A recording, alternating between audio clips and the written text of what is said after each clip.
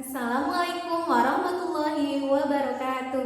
Bagaimana kabarnya anak-anak? Semoga selalu dalam keadaan yang sehat dan tetap semangat. Jangan lupa selalu jaga kesehatan dengan sering mencuci tangan ketika keluar rumah, selalu menggunakan masker dan jaga jarak aman ketika kalian berdekatan dengan orang lain. Hari ini kita akan belajar tema 3 tentang peduli terhadap makhluk hidup. Subtema 2, keberagaman makhluk hidup di lingkunganku. Setelah pembelajaran ini, Bu Guru harapkan kalian mampu memahami karakteristik ruang dan pemanfaatan sumber daya alam. Anak-anak, kalian tahu ikan? Dan kalian juga tahu kambing? Dimanakah ikan dan kambing hidup? Ya, benar. Ikan hidup di air, sedangkan kambing hidup di darat. Nah, kalian tahu juga katak, di manakah tempat hidup katak? Ya, katak hidup di darat dan di air. Nah, anak-anak, tempat hidup hewan disebut habitat. Berdasarkan tempat hidupnya, hewan dikelompokkan menjadi 3 macam. Yang pertama, binatang yang hidup di air, contohnya ikan, udang, cumi-cumi. Dan yang kedua, hewan yang hidup di darat, contohnya kambing, kelinci, kuda. Dan yang ketiga, hewan yang hidup di darat dan di air, contohnya katak. Nah, ciri-ciri khusus hewan mempunyai hubungan yang erat dengan karakteristik tempat hidupnya. Untuk lebih jelasnya, yuk kita simak video berikut. Ciri-ciri khusus dan karakteristik tempat hidup hewan yang akan kita identifikasi. Yang pertama adalah ayam, adik-adik. Ya, ciri-ciri khusus yang dimiliki ayam adalah 1. Memiliki paruh panjang dan runcing digunakan untuk mengambil makanan. Ayam termasuk pemakan segalanya atau omnivora. Ciri-ciri khusus yang kedua adalah ayam memiliki cakar panjang, berfungsi untuk mengais makanan di tanah, yang juga suka menggorek-ngorek tempat sampah.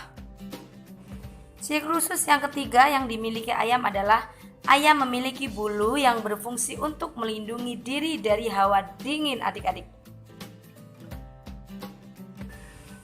Hewan yang berikutnya yang akan kita identifikasi ciri khususnya adalah bebek. Ya, paruh bebek berbentuk sudu untuk memudahkan bebek dalam mencari makanan di lumpur. Kemudian, ciri khusus yang kedua dimiliki bebek adalah bebek memiliki leher panjang yang berfungsi memudahkan dalam mencari makan di air. Ciri khusus berikutnya yang dimiliki bebek adalah kaki bebek berselaput untuk memudahkan bebek dalam berenang dan berjalan di atas air ataupun lumpur. Ciri khusus berikutnya adalah bulu bebek berlapis lilin sehingga bulu bebek tidak basah saat berenang, adik-adik. Hewan berikutnya yang akan kita identifikasi ciri-ciri khususnya adalah kucing. Ya, yang pertama, kucing memiliki mata yang tajam, berfungsi untuk mencari makan di malam hari. Ciri khusus yang dimiliki kucing berikutnya adalah kucing memiliki misai atau kumis yang berfungsi untuk menentukan arah saat berjalan di ruang yang gelap maupun di tengah kegelapan malam. Kemudian ciri khusus yang ketiga adalah memiliki bantalan halus di telapak kakinya, berfungsi untuk memperkecil suara langkah kakinya dalam berjalan. Ciri khusus yang berikutnya adalah kucing memiliki alat keseimbangan ada pada telinga yang berfungsi untuk mengatur keseimbangan pendengarannya sehingga jika kucing jatuh tetap dalam keadaan berdiri. Hewan berikutnya yang akan kita identifikasi ciri-cirinya adalah ikan. Yang pertama, ikan memiliki sirip yang berfungsi untuk berenang di dalam air. Ciri-ciri berikutnya adalah ikan mempunyai insang yang dapat digunakan untuk bernafas di dalam air. Ciri-ciri khusus yang ketiga adalah Ikan memiliki sisik dan lendir yang berfungsi untuk mengurangi gesekan saat berenang di dalam air.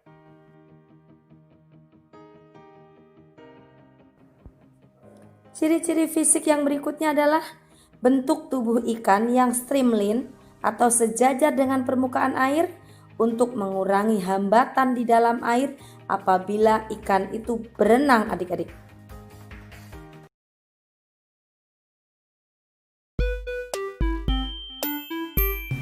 Setiap makhluk hidup diciptakan dengan keunikannya masing-masing. Seperti hewan misalnya, mereka memiliki ciri-ciri khusus untuk menyesuaikan diri dengan lingkungan dan melindungi diri dari musuhnya. Beberapa contohnya adalah cicak dan tokek.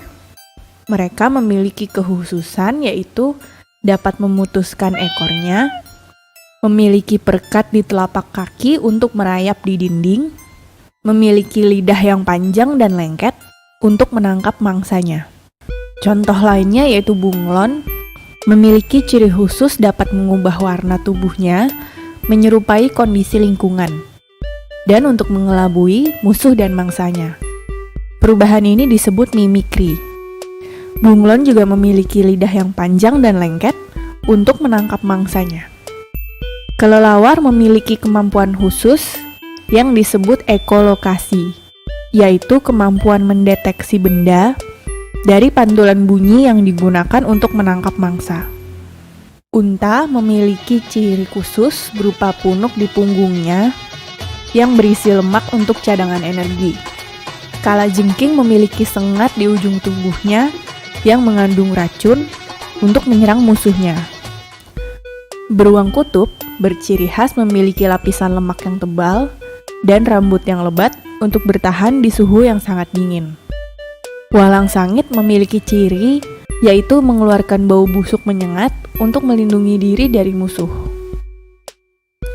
Landak memiliki duri di tubuhnya yang digunakan dalam keadaan terancam untuk melindungi dirinya. Misalnya, landak mengeluarkan durinya ketika melihat ular, sedangkan ular menyemprotkan bisa beracun dari mulutnya ketika menyerang musuhnya atau melilit tubuh mangsanya. Kura-kura memiliki cangkang yang keras yang dipakai sebagai pelindung ketika bertemu. Cukup jelas kan anak-anak? Ayo kita kerjakan soal berikut. Jangan lupa kirimkan jawabannya ke guru kalian.